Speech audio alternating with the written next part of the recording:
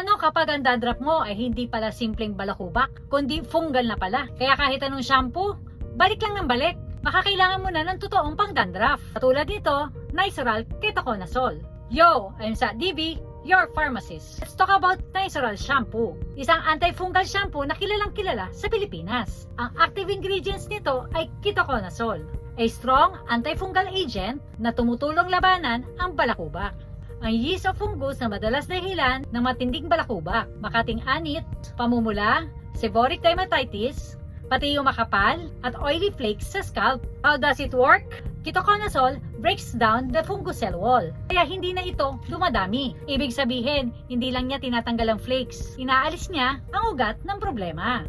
Paano ba ito gamitin? Wet your hair na mabuti. Apply small amount of Nizoral shampoo on the scalp. Focus mo sa itchy at flaky areas. I-massage mo siya ng 3 to 5 minutes. Huwag mo ito kagad babanlawan ha. Kailangan ng panahon para kumapit ang ketoconazole.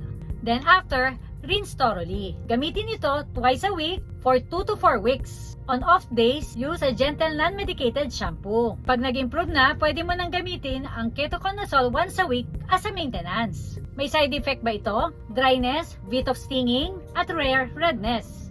Pero kung sobrang kati at burning or mas lumalala, stop and consult dermatologist. So kung paulit-ulit ang dandruff mo, oily, itchy, or red ang scalp, baka fungus na talaga ang kalaban. At kapag fungus, hindi na enough ang regular shampoo. Nizoral Ketoconazole helps treat the real cause para bumalik ang healthy, clear, at confident scalp mo. Laging tandaan, I'm your trusted pharmacist. Alamin muna bago gamitin. Ikaw, na-try mo na rin bang gumamit nito? Comment down below and please like, share, and follow us for more.